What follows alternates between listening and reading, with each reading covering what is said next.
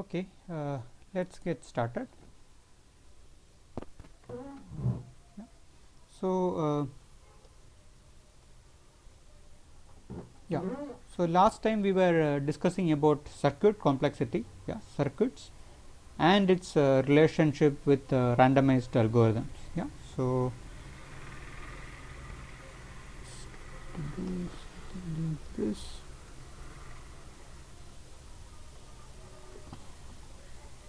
Yeah, good. So yeah. So last time.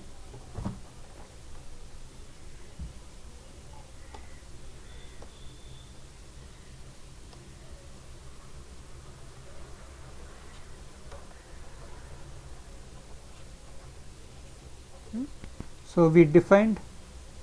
Yeah, I am doing a separate recording. I will upload it separately. Okay, so I am not recording in Teams. I am doing a separate recording, and I will upload it in eLearn site. So yeah, eLearn is the place where you get the recordings. Okay, the videos link in the Teams. Yeah, please don't use that. You can go to the eLearn site. Everything is embedded and updated in the eLearn site. Okay.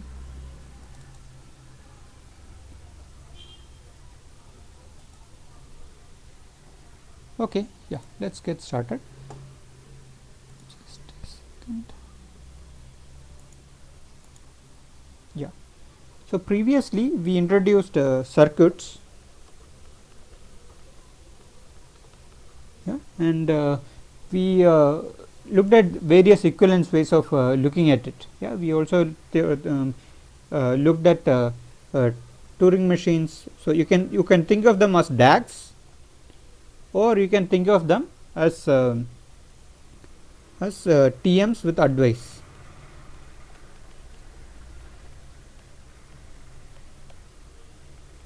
Yeah, so there is two ways of looking at circuits, and yeah, then we also looked at what is called the Adleman's theorem. Okay?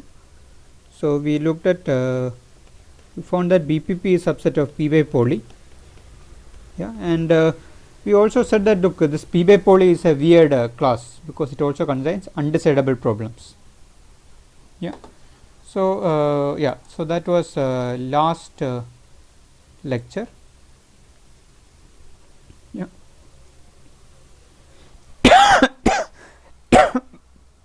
Excuse me. Yeah. So yeah, so this time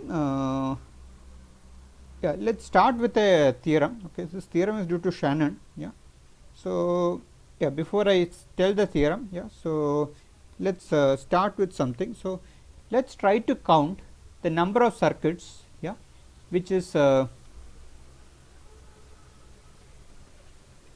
many. So let's start with functions. Okay, so consider functions of the forms f from 0 1 raised to n to 0 1. Yeah, so any Turing machine which decides a language, okay, on inputs of size n will compute a function. Yeah, so how many such functions are there?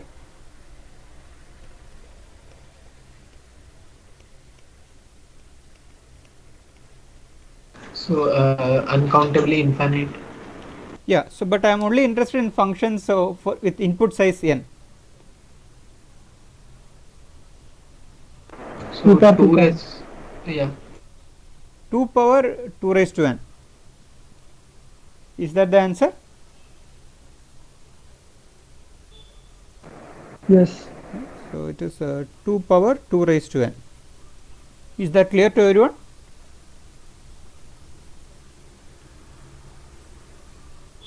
Yeah. Now let's try to find how many circuits are there of sizes.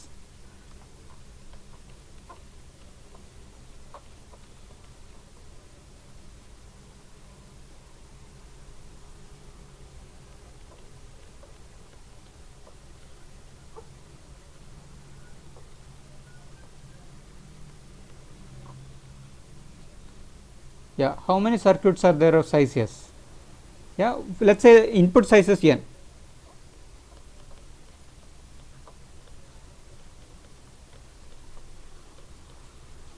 and you have only a single output.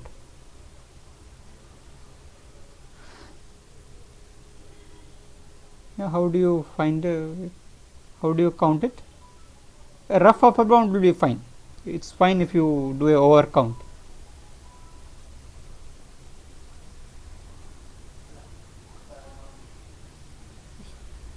So there are S circuits, I mean S gates in the circuits, at most S gates in the circuit. So 2 power s minus 1. you are saying 2 power S minus 1. How did you get that? Any subset, I mean subset of size SC0 plus SC1 plus SC2 plus SCS. What do you mean by SC2? What is that SC2?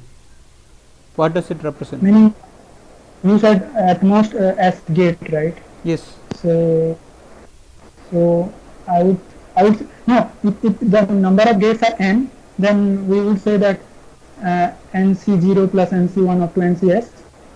Then there can only be one type of gates in a circuit. No, n different type of gate. No, but gates can be anything. No, what are the different types of gates? NAND, NOR. Yeah. So NAND. Yeah. What are the gates that we said a circuit has, a Boolean circuit has? Many different circuits, but most importantly NAND and NOR. No. I am not saying general things. I am saying, okay, how did we define circuit in the last class? Yeah, it's XOR and NOT and AND. We only said typically when you talk about circuit, there are only 3 gates: AND, OR, and NOT. Yeah, and that's what we also discussed last time. Okay, so there are only 3 types of gates: AND, OR, and NOT. Yeah, fine. So I mean there are S gates in your circuit. Yeah. So how many different circuits are there with S gates?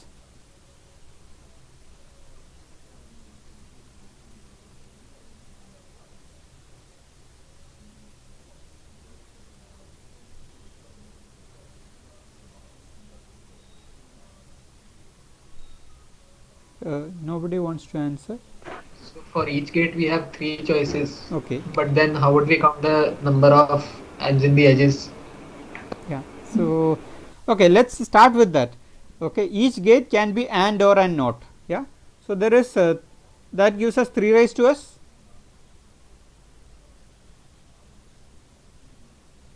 Yeah. Yeah. But a gate is not just I mean the type of the gate. No? Gate has at least 2 inputs. I mean 1 or 2 inputs. Let's say 2 inputs. Yeah. So yeah. So yeah, you need to also account for that in the count. You know. So a gate has there are this a gate has, when you specify a gate you need so at most 2 inputs. Yeah, and also you need to give a label for this gate. So how many different inputs can be there?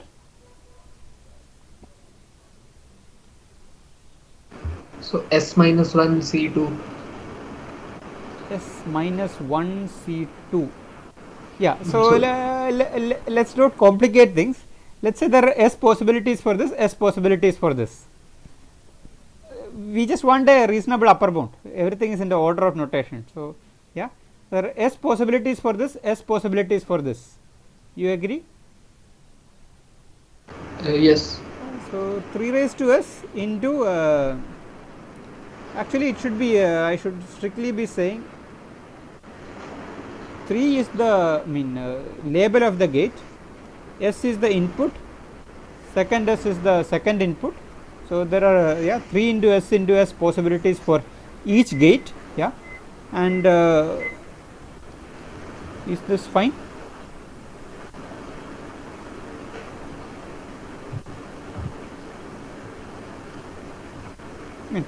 Definitely upper bound.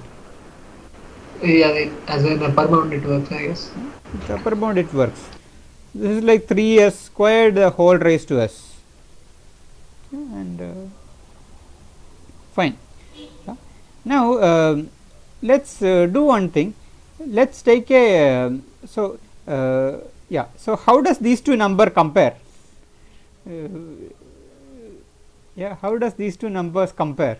Okay, let us for example, let us take s to be, let us take s is equal to, let us say let us say you take it equal to 2 raised to n. So you are interested in 2 raised to n size circuits. Is there a 2 raised to n circuit for any function?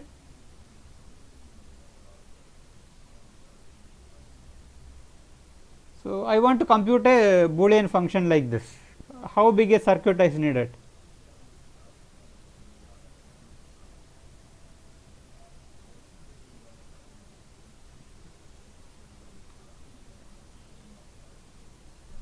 Yeah, I mean, how do you compute a function using a circuit?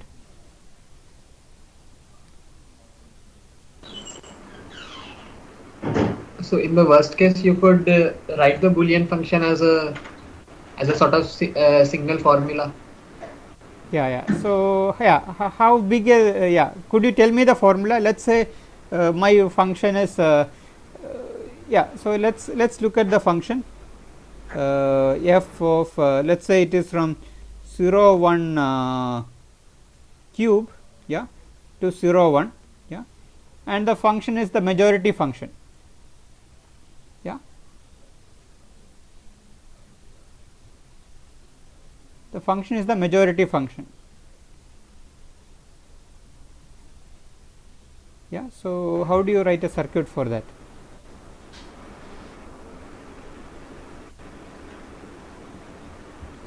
And you could write it as like I forgot what it was called, but there was a sort of form you can write it in. Yeah. So there's a CNF form in which you can write in it, no, Yes, yeah. DNF form, right? So Yeah. which are the inputs on which this function is 1? If this is the majority function, it is okay, 1 1 1, 1 1 0, 1 0 1, and 0 1 1, yeah. And we can you can do this, no, x1 and x2 and x3. This is 1 when this happens, right? And then we can have a, so there is again x1 and x2 and not x3. Similarly, x1 and not x2 and x3, not x1 and x2 and x3, yeah. So you do this, and then again so the output of this, the entire output of this, what should I do? Or Or. Yeah, I will put a OR gate for it, and that is your function, okay. You can do this for any function. Yes, sir. Yeah. So suppose you create a circuit like this. What is the depth and what is the size of that circuit?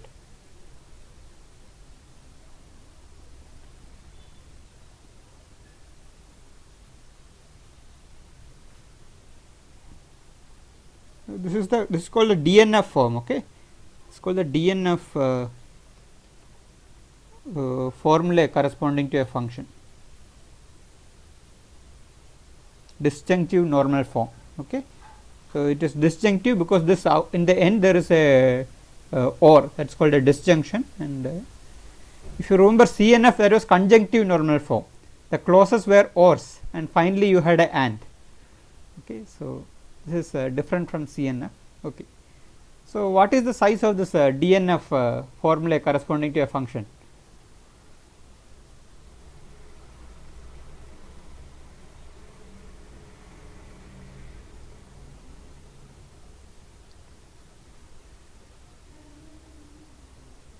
Yeah.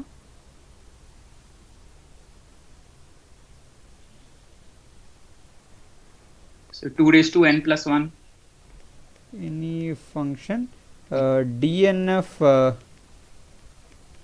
circuit has a size equal to, okay, why do you say 2 raised to n plus 1? So because like there can be at max 2 raised to n these things. Let's say in the case of 2 raised to n, like all the value will be 1. Like every tuple of these 3 bits will go to 1, map to 1. Sure. In that case, it will be 2 raised to n this thing. Yeah. So there is like a clause like this corresponding to every input which evaluates to 1. Yeah. Yeah, there can be And at then max will 2 raised to n of them. So yeah, that is, you are right. Yeah. So it is 2 raised to n plus 1, right? Yes, sir. Okay. Now can you tell me a formula which is of size 2 raised to n minus 1, that is 2 raised to n by 2 plus 1, roughly half of this.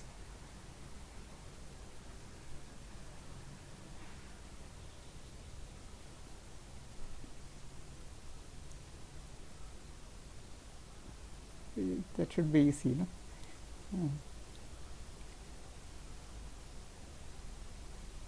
So like in this case, for every literal, like for every clause there will be some this negated clause, or the clause which has, like in this case there is x1 and x2 and x3. So I think there can be another clause which can, like if we OR with it, then it will be 1. So we can remove that, I guess.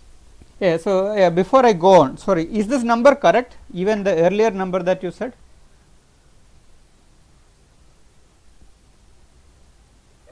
What is the size of the circuit?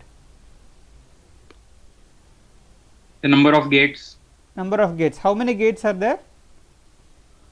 Okay, so yeah, so there are 2 gates in each initial node that I took as 1 before. Yeah. So but we are looking at, this was a 3 variable function, but we have n variable function.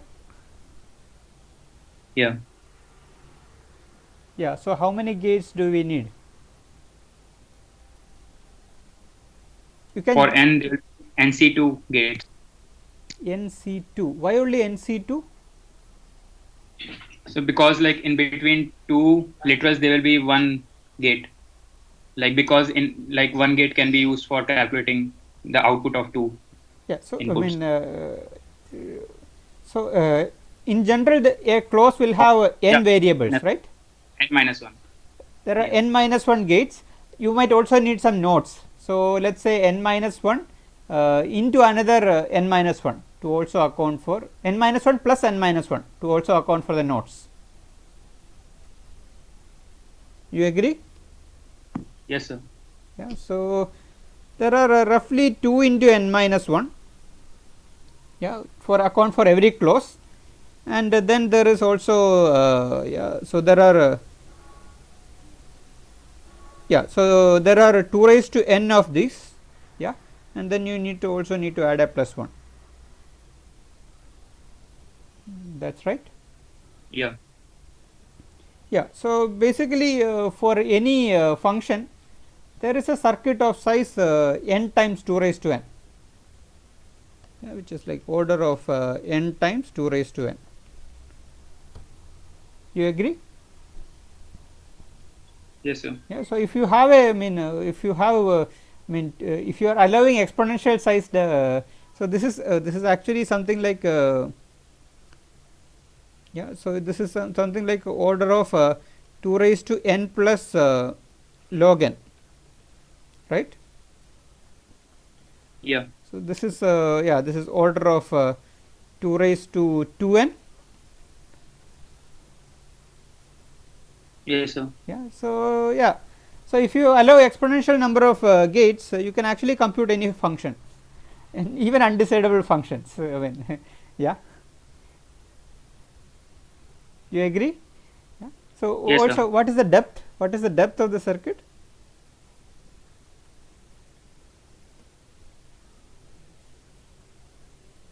What is the depth of the circuit? Like if we take only gates, then it will be 2. So yeah, there might be a note, so that is one depth. Then there is this and yeah. So I mean, you might need to go log n depth, right? Yeah. Yeah, so there is log n plus 1, log n plus 2 maybe.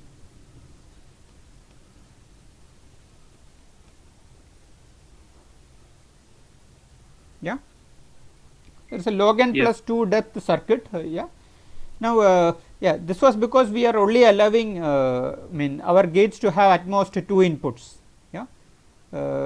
Suppose we allow the gates to have any number of inputs, then you can further decrease it. It is just 3.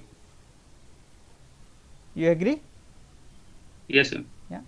So actually, it is not log n; it's actually n log n.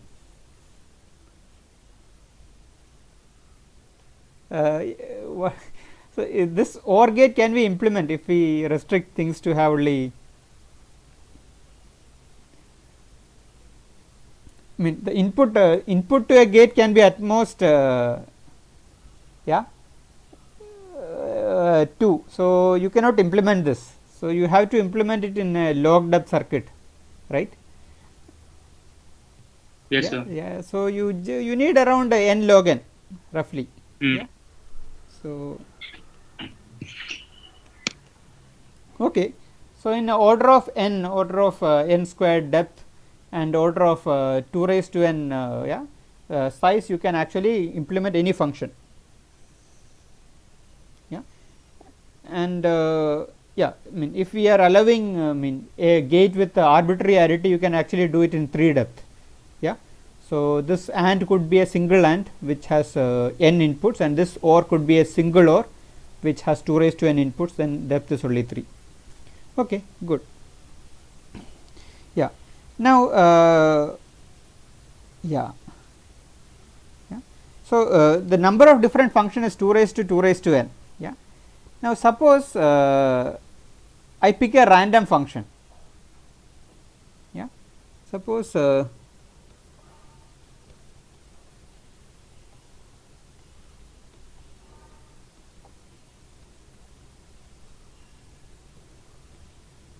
yeah, what is the probability that f has a circuit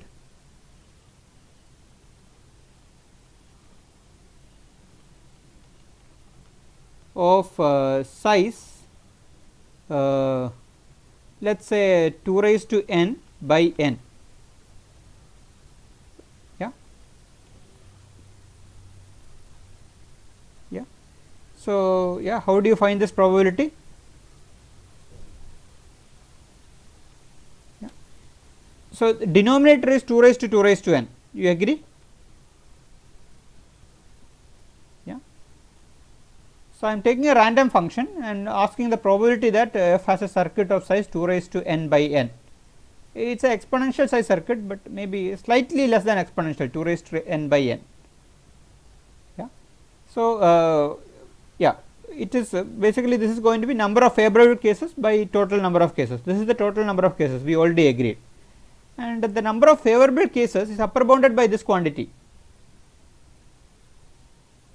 Yeah, where I need to substitute s by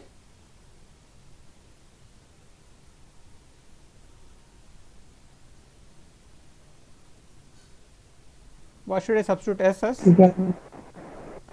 2 power n by n. Yeah, 2 power n by n. So let us substitute that. Yeah. So 3 into 2 power 2n by n squared. Yeah, the whole raised to s. Yeah, 2 power n by n. Yeah. So what does this numerator work out to be? Yeah. So it is let us do. So it is the numerator happens to be 2 raised to 2n divided by n squared. So this is n raised to minus 2. So this is 2 raised to So yeah, how much this will work out to? 2 raised to log n, 2 raised to minus 2 log n. Yeah. So it will be 2 raised to 2n minus 2 log n. Yeah. Plus plus order of 1 plus some constant. Yeah. So it will be plus some order of 1. yeah, the whole raised to 2 raised to n by n. Yeah. So what does this work out to? So you will have 2 raised to 2 into so this number.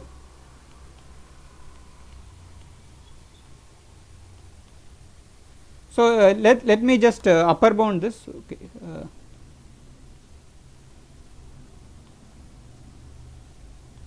You agree with this? So I am just looking at this numerator. Yeah. So what does this work out to be?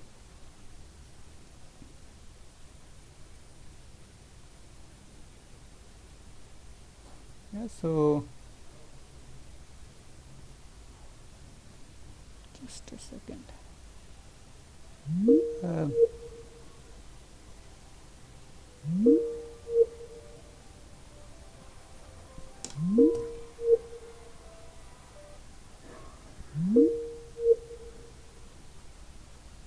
Hello, can you hear me? Hello. Yes, sir, we can hear you. Yeah, sorry. Yeah. So yeah, what does this number work out to be? Yeah, it is. Yeah, just a second. There is something wrong here. Just a second.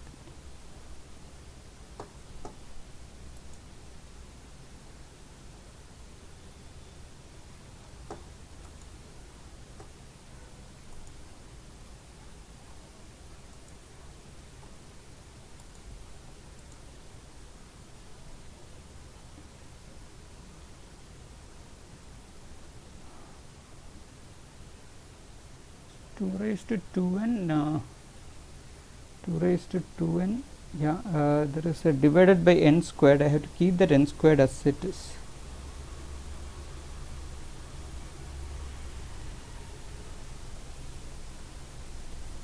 Yeah, yeah. So what does this work out to be? So O of 2 raised to n plus 1. So if you divide by n here, yeah. So this is 2 raised to 2 minus log n by n, yeah, plus order of 1. Yeah, so it is yeah, no, order of 1 by n. Yeah, so minus log n by n. So you can actually just ignore this part actually. Yeah, so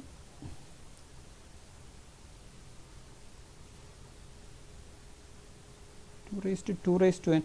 The thing is, the important thing is this should happen to be a number less than 1, which is not working out.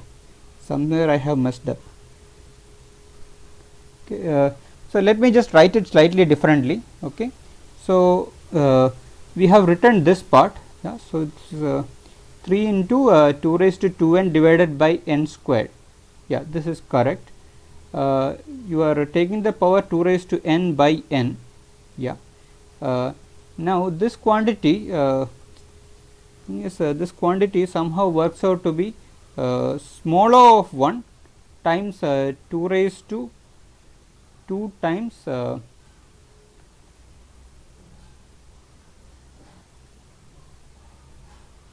2 raised to n.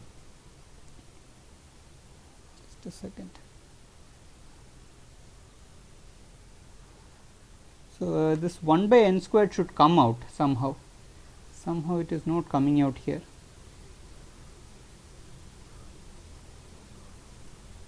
Yeah, so just a second.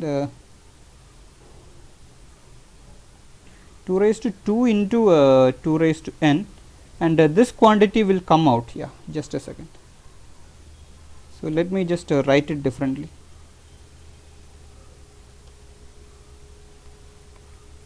Yeah, so I am just going to write it as 2 raised to 2 into 2 raised to n. Yeah, so that is this part, and the other part I am going to write it as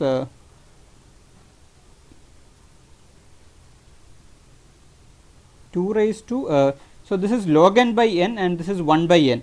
So this is a greater quantity. So this is log n by n. So let's say 1 by 2 this into 2 raised to n.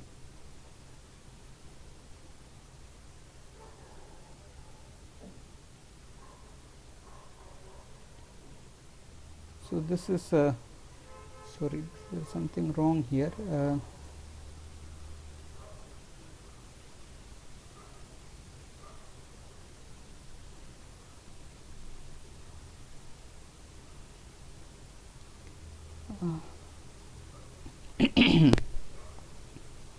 Okay, so yeah, so I will need to redo this calculation later. Okay, so there is this will actually work out to be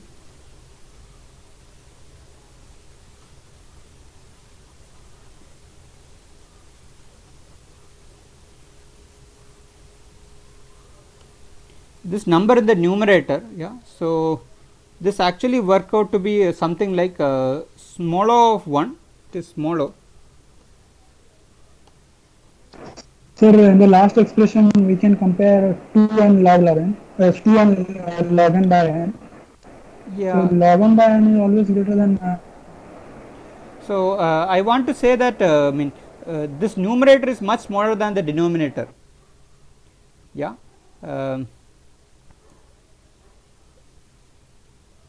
Yeah, so this actually work out to be something like this. So this this is small o of 1, that is this is the number going to 0. Okay. So yeah, somehow the textbook has derived this. I am still not able to figure out yeah, right now. I thought I had figured this out. Yeah, so I will do this calculation separately. Okay. Okay, so this number is correct, the numerator and the denominator is correct. Yeah, just that from here you can actually derive that yeah, this quantity is less than or equal to small o of 1. Yeah, that is, it is going to 0 as n becomes largest. As n goes to infinity, at this number is actually going to 0. Yeah. So yeah, yeah. So once I give you the results like this, yeah, once I give you the conversion from here to here, what this result says is that if you pick a random function, the probability that f has a small circuit goes to 0. Not even a small circuit, a circuit of exponential size. Yeah, even that goes to 0 as n tends to infinity. Okay. So almost all circuits, almost all functions has exponential size circuits.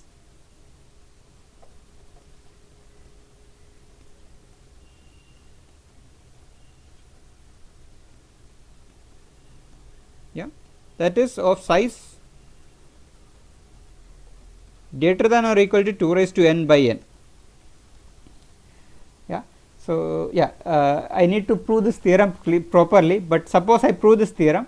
Yeah, what this is saying is almost all functions, yeah, has exponential size circuits, and this is a theorem due to Shannon, in fact.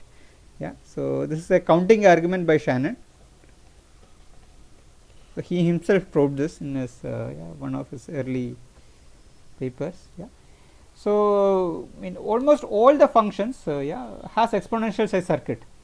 Now question is, can you find one function which has a exponential size circuit?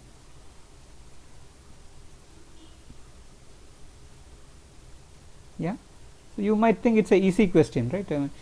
If you pick a random function with very high probability, it's actually it has only exponential size circuits. Yeah, but the thing is, we don't know how to find a function which you can show that it has only it does not have a polynomial size circuit. Yeah, so we do not know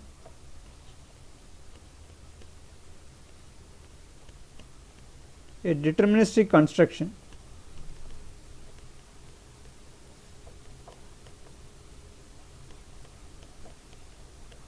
of an f with only exponential size circuits.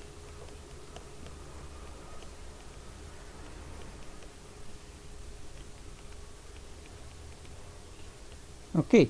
So, we do not know actually, this is an open problem.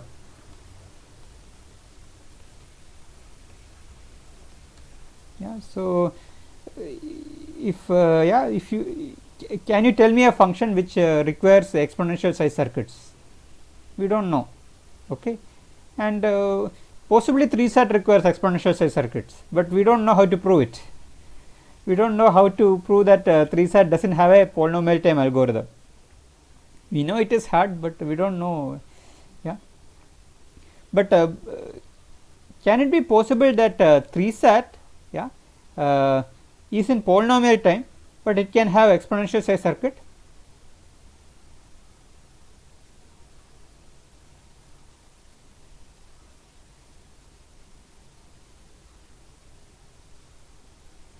Yeah, 3-SAT is polynomial time, but it has only exponential size circuit. Is that possible?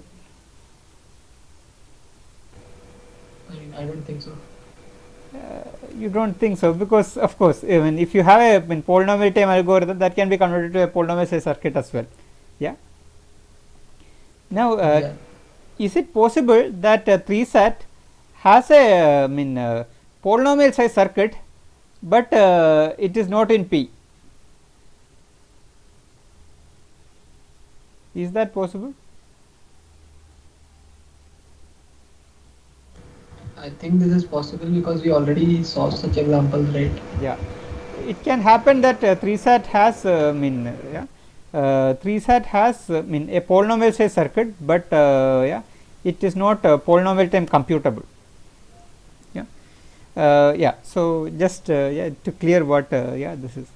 So this is a very important open problem, and there is an entire field called circuit complexity. Trying to understand, trying to find lower bounds. For functions. So right now the best lower bounds we have for a function is omega n cube. This is the best lower bound. We can exhibit a function which requires n cube gates to compute. We do not know of we do not have a better lower bound. We do not know of a function which requires n raised to 4 gates to compute. It is a very big open problem. People have been studying for 30-40 years. Okay. And you might think that why people would care about such things? Because it is very easy to find such a function randomly. Just randomly pick a function. It is with high probability. It is it requires exponential size circuit. But deterministically, it is very hard somehow to find a function like that. In fact, suppose you solve this open problem. Suppose you solve this open problem, then you can say P equal to BPP. Then you can de-randomize BPP. So this might look like a simple question, but there is a big connection between that question and finding de-randomizing BPP.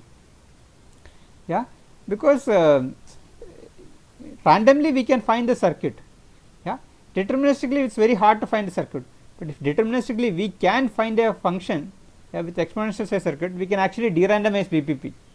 Okay, so I am not showing how to do that. That is a long story. Okay, but in this implies P equal to BPP. You can de-randomize BPP. Okay.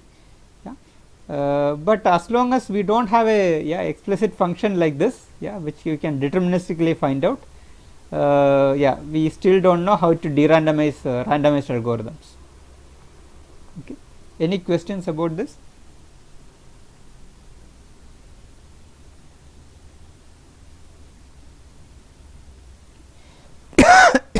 Excuse me.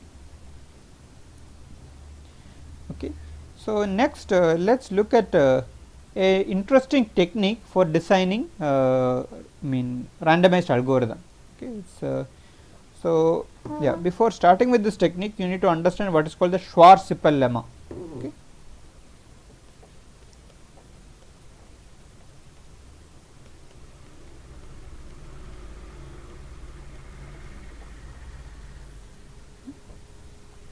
Now suppose you have a polynomial.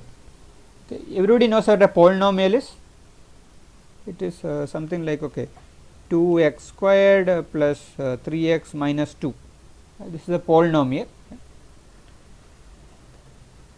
Yeah. What is the degree of the polynomial? 2. Degree is 2. How many variables are there? 1. Yeah, this is a univariate polynomial with degree 2. Yeah. How many roots can be there for this polynomial?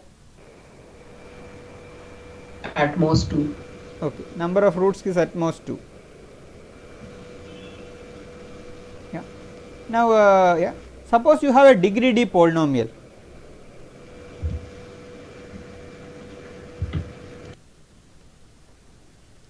Yeah, and yeah, so this is a degree d polynomial over field f. Okay.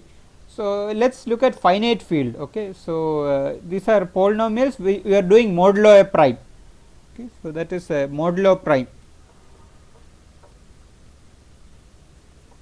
Yeah. So, polynomials make sense, you can have polynomials over real numbers, over complex numbers, but you can also do polynomials over a modulo prime. Okay. And these are very common in computer science. Yeah. So, these kind of things are heavily used in communications theory when you want to design codes, yeah, and you want to communicate across a error noisy channel. Okay, this yeah, polynomials are heavily used. So, let P be a polynomial of degree d over a field f. Okay, field f is not your real field or complex field, it is a finite field, it has only finite number of elements. Yeah, that means the coefficients can be is modulo p. It's modulo p, there is only yeah, p elements. Yeah.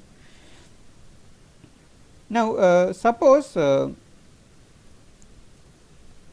I choose a random element from my field, yeah, and evaluate the polynomial at alpha. Yeah. What is the probability that it evaluates 0?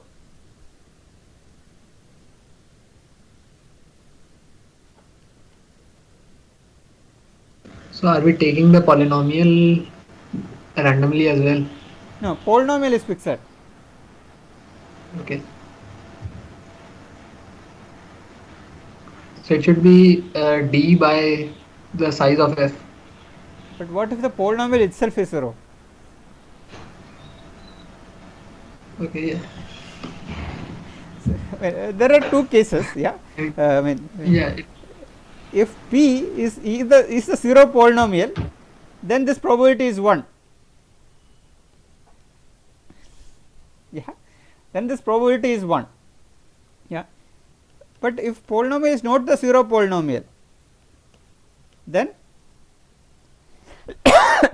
excuse me, then what's this probability? 1 by d. 1 by 2? D. 1 by d. How 1 did you by get 1 by d? The d roots are there. D So roots out are of there. the one, Okay. yeah. So how many possibilities are there for alpha?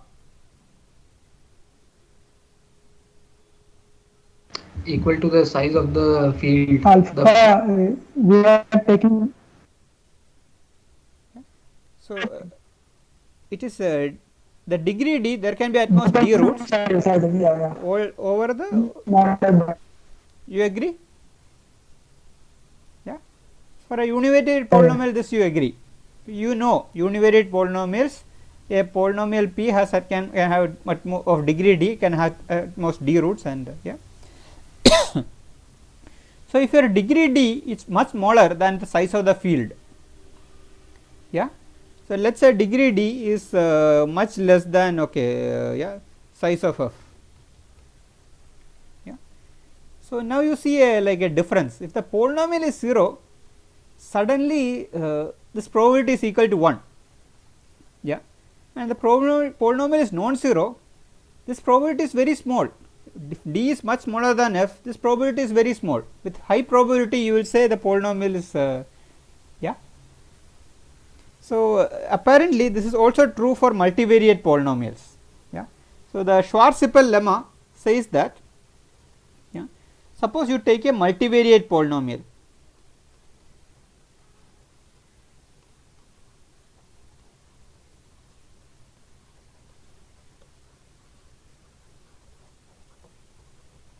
So it's a, let's say a multivariate. So there are n variables. Yeah. So it can have things like, okay, x1 square, x1 x2 squared, x3 plus x3 cube plus x raised x5 raised to 10, something like that. Yeah, you can have coefficients as well. So you have a multivariate degree D polynomial. Now if P is not the zero polynomial, suppose P is not the zero polynomial, then the probability that, suppose you choose x1 randomly to be equal to alpha 1, belonging to the field, x2 randomly to be alpha 2,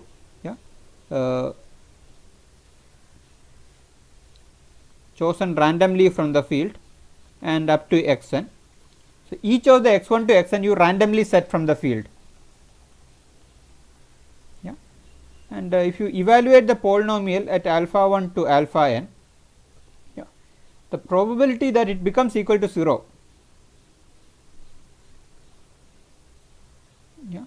is going to be at most d by size of f.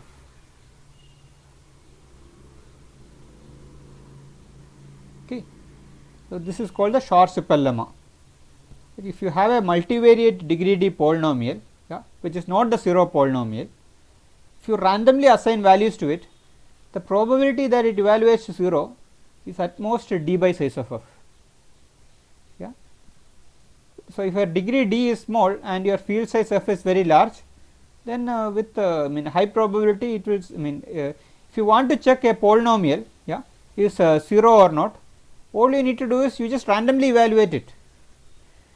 You just randomly evaluate it, you can check whether it is 0 or not. Where is this useful?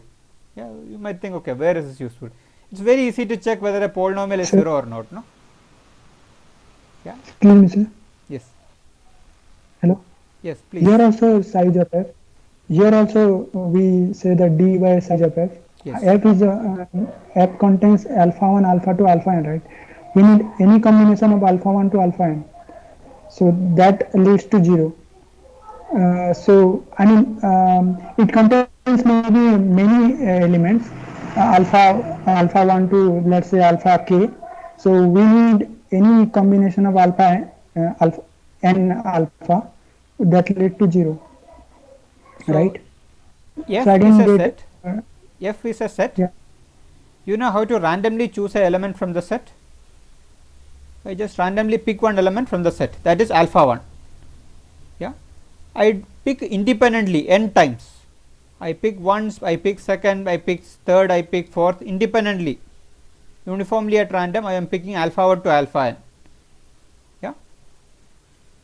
And I am evaluating the polynomial at that point, alpha 1 to alpha n. I am setting x1 to be equal to alpha 1, x2 to be equal to alpha 2. Is that clear? Yeah. So I am just randomly evaluating this multivariate polynomial at a random point. Each variable I am randomly setting. What the theorem is saying is that if the polynomial is non-zero, then your random evaluation is also non-zero with high probability.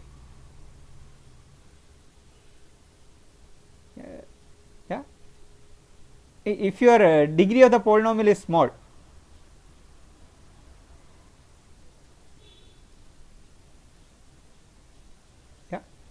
let us say the degree is size of f by 2, degree is size of f by 2. Suppose your polynomial is the zero polynomial, then if you randomly evaluate, it is always going to say 0. But if your polynomial is non-zero, with probability at least half, you are going to say it is non-zero. Is that clear?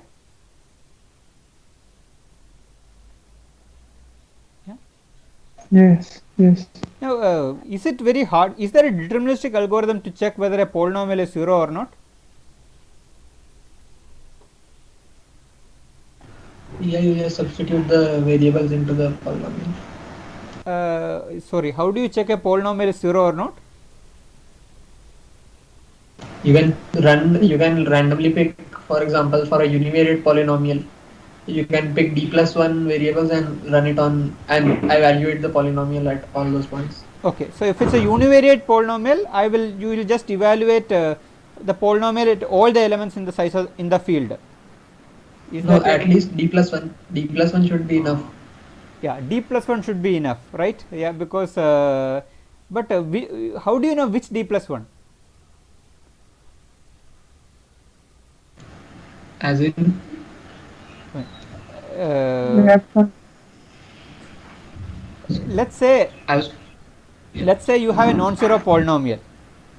Yeah, you are right, yeah, yeah, if you just evaluated d plus 1 points, yeah, and at least one time it becomes non-zero, you will say it is non-zero. That's your algorithm. yeah, Great, that's yeah. perfect. Yeah, that's a very nice algorithm. Yeah, but does this algorithm work when it's a multivariate? Let's say you have n variables.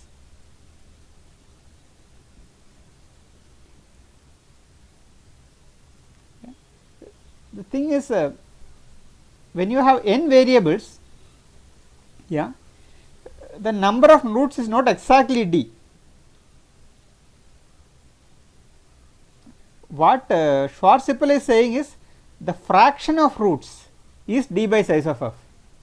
The number of roots is actually how much is the number of roots?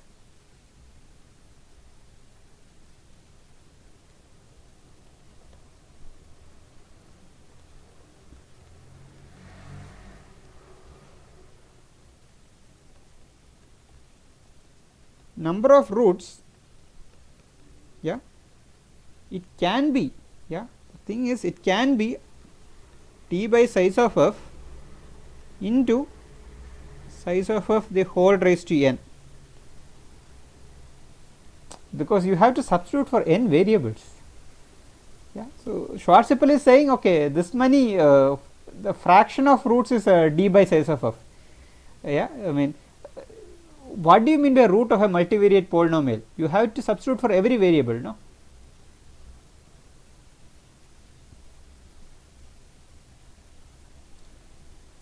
Yeah, root, Yeah. so root of a single univariate polynomial is you just need to substitute for one variable, but when you have two variables, you need to substitute for both the variables. Yeah, so yeah, so for a multivariate polynomial, the number of roots can be exponential. Yeah, even if the degree d is small, the number of roots can be exponential. Yeah, so now your deterministic algorithm is not going to work here. What is the analog of your deterministic algorithm?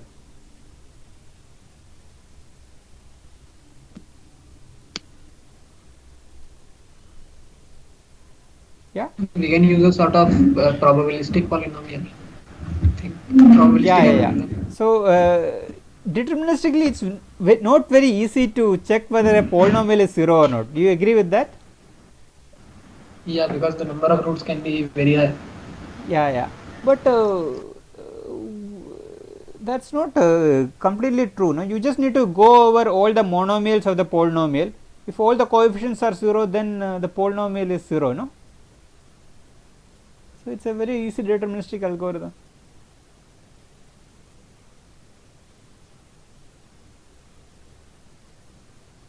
That depends on the form in which we are presented with the polynomial, right? If we are given with a sort of like a black box thing, Yeah. in which we can't access the individual coefficients. Yes. Yeah. But let me ask a different question. So let's say you have a degree 2. Okay. Yeah. Let's look at. Yeah. So suppose you have a degree n variate polynomial. Suppose you have a degree k n variate polynomial. Yeah, how many coefficients are there? So k plus 1 raised to n. K plus 1, how did you get k plus 1 raised to n? Sorry. We can take like we can take one polynomial where there is only like first variable used, and then we take another, like let's say 1 plus x1 plus x2 goes till x x raised to k plus 1, x1 raised to k plus k, and there is another polynomial which is 1 plus x2 plus x2 square plus x goes till x2 raised to k, and if you multiply these variables, then there are like these many possibilities, like these many coefficients. Yeah. So before coming to that, actually I should ask a different question. So what do you mean by degree of a multivariate polynomial? Okay, so degree, I guess, is the sum of x1, x2, like in this p of x1, xn written here. So degree will be like the maximum sum of this thing. Like let's say there is x1, x2 square and x3. So here the sum is 4. But at the end there is this x5 raised to 10. So I guess the maximum, this thing, maximum power or the sum of the powers. So Of you look these at each monomial, you add up the powers of all the Yeah. variables in that monomial, and you get Yeah. the maximum of this. Yeah. Yeah. So so that is the degree of the polynomial. Yeah. Yes, sir. Now the maximum degree is k. Yeah. Now can you tell me a Okay. different way of finding the number of coefficients, number of monomials? Yeah, so it will be like, yeah, so it's like dividing like we have to find the number of solutions, different solutions of x1 plus x2 till x this thing xn equals to k. Less than or So equal to k. Yeah, less than equal to k. Yeah, this is the number of solution to y1 plus y2 up to yk less than or equal to The yn. sorry, yn, sorry, yeah.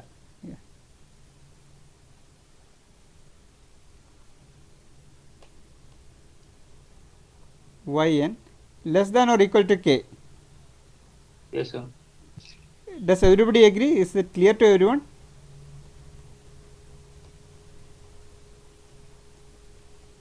Yeah. So this ys can be is greater than or equal to 0. Okay.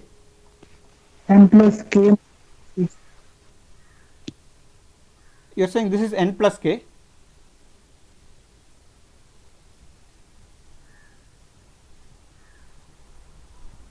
Is this clear?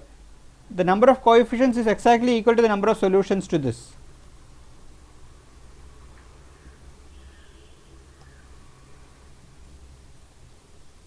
Is that clear? Yeah. And if you look at if you count the number of solutions, yeah, I mean, it actually increases exponentially with respect to k.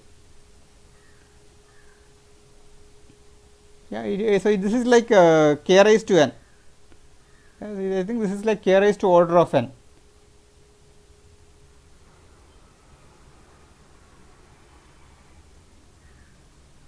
Sorry, it is degree k, no. So it's actually, I mean, this quantity is actually 2 raised to definitely 2 raised to k. Okay. Yeah. So what is the number of solutions like this? I think it is just n plus k minus 1 choose k or something like that, right? Is that correct? Yeah. So it's like actually n raised to k. Yeah, it's actually like n raised to k. So order of n raised to k actually. Yeah. So if k is become order of n, this is actually exponential. K is if k is order of n, the number of coefficients are actually exponential. Yeah. So yeah, I mean, looking at all the coefficients is not a good idea because there are too many coefficients. Yeah. So for k equal to order of n, exponential.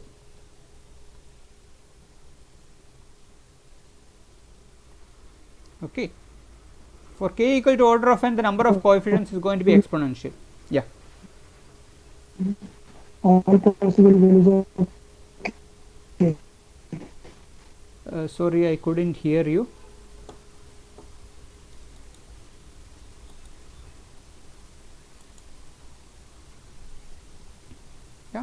So, yeah, you can work out this, yeah. So, I think this is basically for equality, this quantity comes, yeah, but even that this is a, I mean, lower bound, yeah, and even the lower bound is exponential, okay. You can get a rough lower bound and yeah, work with that, okay. Even that is going to be exponential. But the thing is, you can always represent this kind of I mean polynomials in terms of what are called arithmetic circuits.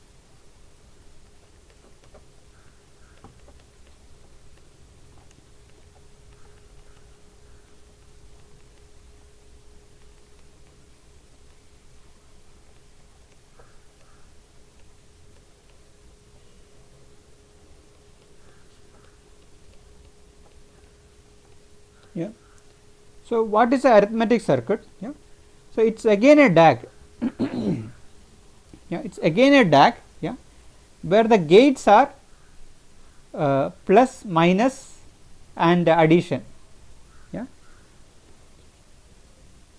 Just like we did Boolean circuits, it is a DAG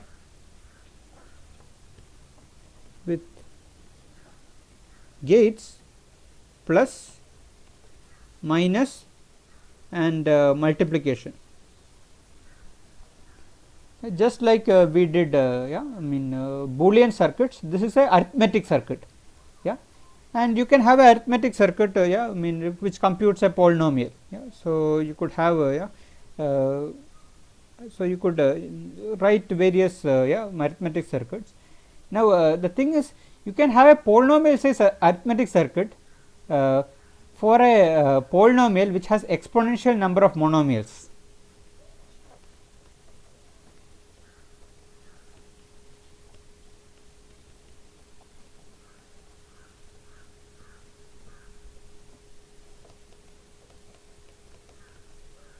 Yeah.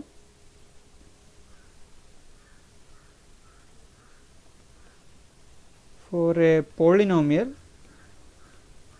with exponential number of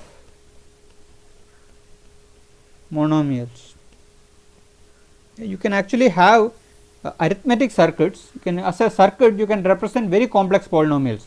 Even things which has exponential number of I mean monomials, you can actually easily represent as a arithmetic circuit. Yeah. So, and suppose you want to check whether a polynomial represented by arithmetic circuit is a zero polynomial or not. Okay. So, you have a very complicated circuit.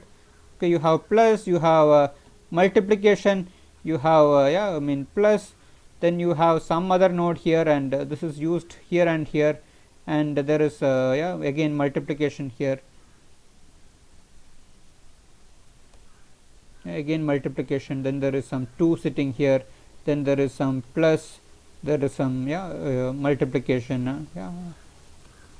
So, you suppose you have a very complicated circuit like this, yeah, and you want to check whether this circuit computes a zero polynomial or not. Yeah. Check if arithmetic circuit, yeah, is the zero polynomial.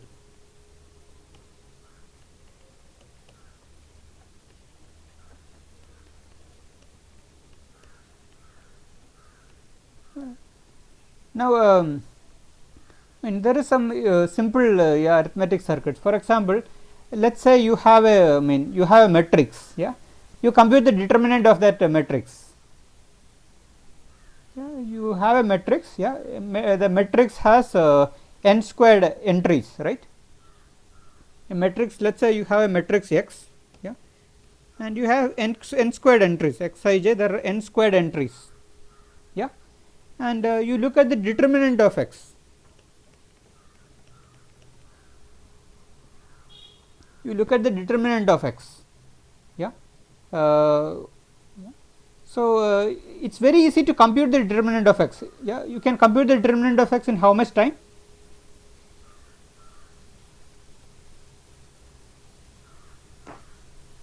n square.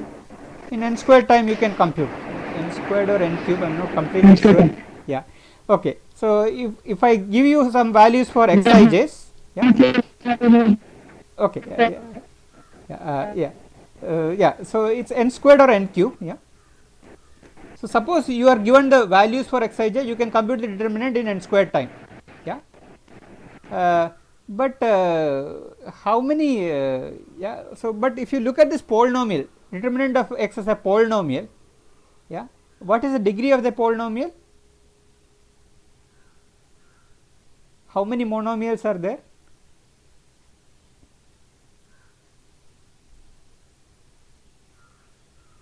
Yeah. So if you there's actually a very nice formula for determinant in terms of permutations. Yeah, and this is a very important formula that you should remember. Yeah. So you can actually look at determinant as summation over permutations. Yeah. So there will be n factorial permutations in the summation. Yeah, there will be all the n factorial permutations, and you will add or subtract the quantity according to whether the permutation is so there are some permutations which are positive, some permutations which are negative.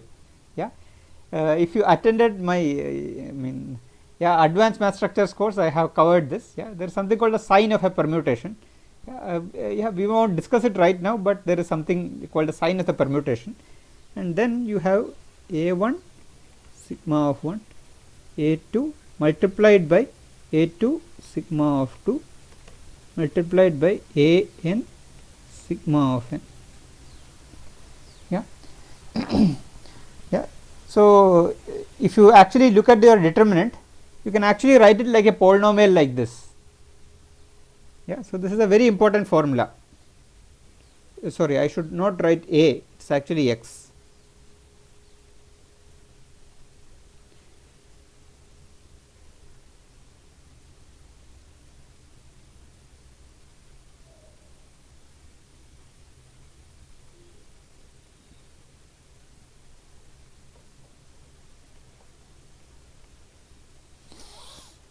Yeah, is the determinant formula clear?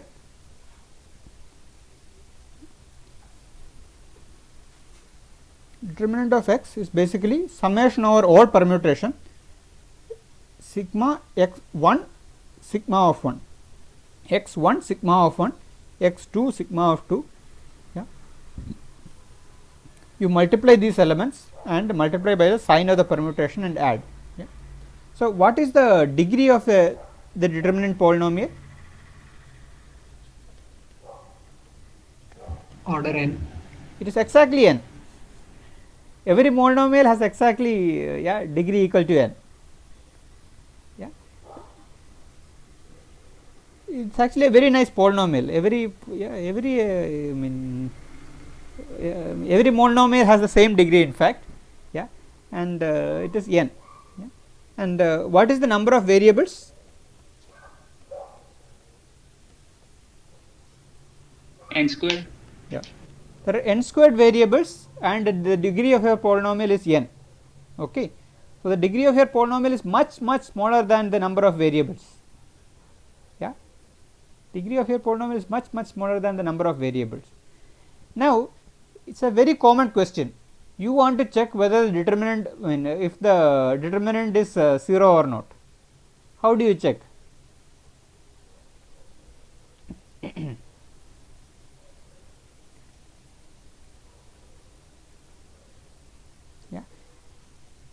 Now, I think there is a bit confusing there. Yeah. So we want to check. So if the matrix is not full rank, this determinant is going to be 0. Yeah. Okay. I am just giving you an example of a polynomial. Yeah, which has a small degree, but it has the number of monomials. So what is the number of monomials? N factorial. Yeah, so it is like n factorial, which is actually exponential. N factorial is an exponential number. Everybody agrees to that, right? It is actually exponential in n. So you can have polynomials which has exponential number of monomials, but it's very easy to compute that polynomial. You assign some values for your variables, it's very easy to compute that polynomial. Yeah. So there is a there can be arithmetic circuits, yeah, which are very small, but the number of monomials are very large. Yeah. And if you want to, suppose you are given an input as a arithmetic circuit, you are given a DAC and you want to check which is a zero polynomial. This problem is called the polynomial identity testing problem. Okay. Polynomial identity testing. Okay, this is a very important problem. In fact, if you solve the problem, you can actually de-randomize BPP. Yeah, you can actually get circuit lower bounds. Yeah, all these questions related to de-randomization. Yeah, this one, everything is very related questions. Okay, and actually some of the leading researchers in this area is from India. Most of the even in the world, whenever there is a world conference, there is a session devoted to polynomial testing. It will be mainly taken by people from faculty from India, not even saying Indians living abroad, faculty living in India, faculty in various points, from Kanpur, from IASC, there is people in TAFR, there is IMSC. All these people are actually giving the major talks in this area, and it's a very important problem in complexity, and there are very good people working in India on this problem. Okay. So you want to check if the arithmetic circuit is a zero polynomial. Yeah. So is there a simple randomized algorithm for this? Yeah. So there is a very simple randomized algorithm. Yeah. So let's say the depth of the circuit is small. Okay. So the depth with the depth d. Now the degree of a polynomial computed by a arithmetic circuit is at most a depth, right? Can it be it is at most the depth. No, it's not at most the depth. It's at most log n depth only. You can that can grow exponentially.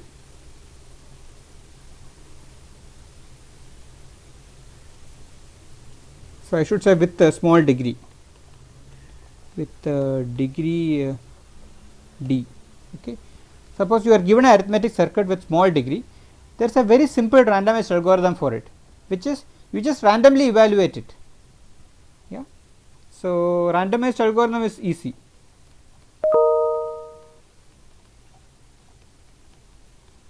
Okay. You just randomly choose alpha 1 to alpha n from the field. Yeah. You just randomly choose alpha 1 to alpha n from the field. Yeah. If p of alpha 1 to alpha n becomes equal to 0, then 0 polynomial. Then you say 0 polynomial. Yeah. Else non-zero. This is the algorithm. You just randomly assign values from the field. Yeah. If the polynomial evaluates to 0, then it's a 0 polynomial. If it doesn't evaluate to 0, it's a non-zero polynomial. Yeah. Is the algorithm correct? Yeah. Suppose it doesn't give the correct answer with one probability.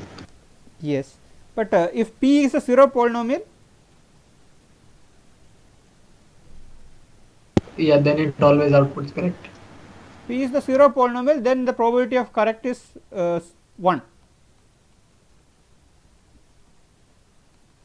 Yeah. If p is not equal to 0, yeah, what is the probability of correct?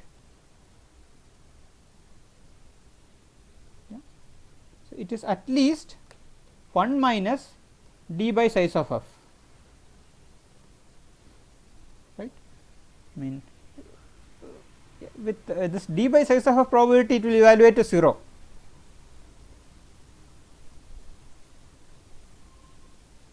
Yeah. So what was the with the d by size of probability it can evaluate to 0, yeah, but if yeah, in all the other cases it yeah, it will evaluate to something non-zero and it will be correct. You agree? Yeah. Yeah. So, if d is much smaller than size of f, yeah, then this is actually a good randomized algorithm. Okay. Yeah, and for this problem we still do not know of a deterministic algorithm. Okay. In fact, if you give a deterministic algorithm for this problem, yeah, many of these consequences will follow. That is, you can de-randomize BPP, you will get circuit lower bounds and all those things. Okay. Okay. So, yeah, so PIT. So, what kind of algorithm is this?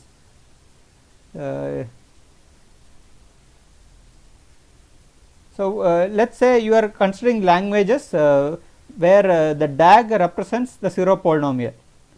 Yeah. So, which complexity class does this belong?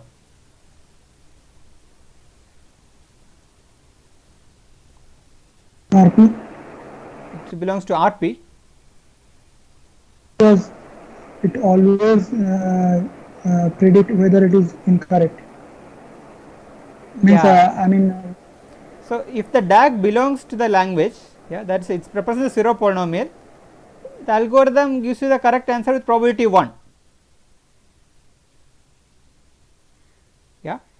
If the DAG does not belong to the language, it gives the correct answer with high probability. Yeah. So, it has to belong to co-RP, right? Yeah. So, yeah, if you remember the definition of co-RP, this is yeah, what co-RP is. So, polynomial identity testing belongs to co-RP. It is actually very simple algorithm for yeah, polynomial identity testing. But again, we still do not know of a deterministic algorithm for this, and that has huge consequences. Okay. Yeah. So, I also wanted to cover one more interesting algorithm for perfect matching using this. Yeah, but I think I will do that in the next lecture. Yeah. So, yeah, let me just quickly cover it. Okay. So, I possibly have only 5 minutes more. Yeah, I do not think I have enough time for covering that right now. Okay. Yeah.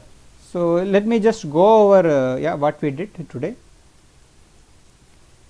So, yeah, we again came back to circuits. Yeah, and yeah, circuits are again yeah, I mean so we asked the question, yeah, how many functions are there with small size circuits? How many functions are there with small size circuits? Is it yeah, does I mean, does most of the function has small size circuits? Yeah. So, we counted the number of functions, which was coming out to be 2 raised to 2 raised to n. Yeah. And we also looked at the number of I mean, number of different circuits available of sizes, which came out to be something like this. Yeah. So, then we found that the second number, even if you substitute s to be equal to 2 raised to n by n, yeah, even if you look at mean circuits of size exponential size 2 raised to n by n, almost exponential, yeah, this number is much smaller compared to this number. Even for s equal to 2 raised to n by n, this number is much smaller than this number. Yeah, and yeah, consequence of that is, suppose you pick a random function, yeah, with high probability tending to 1 as n becomes large. Yeah, you get a function which has which requires very large circuits to compute, which requires exponential size circuit to compute. Okay. But we also said that, okay, look, I mean, also almost all functions have exponential size circuits. Yeah, this is due to Shannon. Okay, and we still do not know of a I mean function which requires n cube size circuits. We still do not know. Yeah, almost all the functions has size greater than 2 raised to n by n. Yeah, but we still don't know of a explicit construction of a function. Yeah, you tell me the function, what are for every input, what is the output. Yeah, we don't have an explicit construction of a function which requires a circuit of size n cube. Okay, and it's a big open problem, and if you solve this problem you can also de-randomize BPP. Okay, yeah, then we looked at the Schwartz-Zippel lemma, yeah, which kind of generalizes the idea that I mean a polynomial of degree d has d roots. Yeah, you already know this theorem for univariate polynomials, but this also holds for multivariate polynomials. Yeah, if you have a multivariate degree d polynomial, and if you randomly evaluate, yeah, each of the variables, yeah, at some points in the field, the probability that it becomes 0, it's at most d by size of f if it's a non-zero polynomial. Okay, and we saw that you can have multivariate polynomials with exponential number of monomials, but still it can be simply represented in terms of a DAG, or you can easily evaluate it by for example the determinant polynomial. Yeah. Excuse me. Yeah. So then we introduce the polynomial identity testing problem, which is you are given a polynomial in terms of an arithmetic circuit and you want to check if it's a zero polynomial or not. Okay, and so we saw that there is a randomized algorithm for it. In fact, it belongs to co-RP, but we are yet to find a deterministic algorithm for it. Yeah. So in the next lecture I will cover some algorithms which uses this idea. Yeah, you can use this idea to design randomized algorithms. Yeah, for solving many problems. Yeah, which are practically used. So and these algorithms are highly parallelizable. For example, for perfect matching, if you take your deterministic algorithm, it will take around n square to n cube time. Yeah, sequential algorithm n square to n cube time. But you can use this polynomial identity testing idea to have a parallel algorithm, which is NC algorithm. Yeah, it is in randomized NC, so it will be called RNC. That is log depth circuits. You have polynomial size circuit, but it's only log depth. It's highly parallelizable. Yeah, you can have highly parallelizable algorithms for computing perfect matchings using this idea. You can also have streaming algorithms. You can you can count the number of the various moments of data streams and everything using this idea. So streaming algorithms again we will introduce. It is like algorithms which are allowed to look over the input only once. You can go over the input from left to right only once. Yeah. So these are very restricted algorithms. In Turing machine you can go anytime to and fro. Only thing is you have to be polynomial time. But in streaming algorithms you can only go from left to right only once, and still you can have interesting algorithms. Yeah. For computing things, and all those use the polynomial identity testing idea. Okay, so this this idea is called fingerprinting, and these are practical algorithms. People like Google, Microsoft, all of them use this kind of algorithms. Yeah, in their data centers and everything. Okay, so yeah, that we will cover in the next lecture. Okay, that's all for today. So if you have any questions, I can take.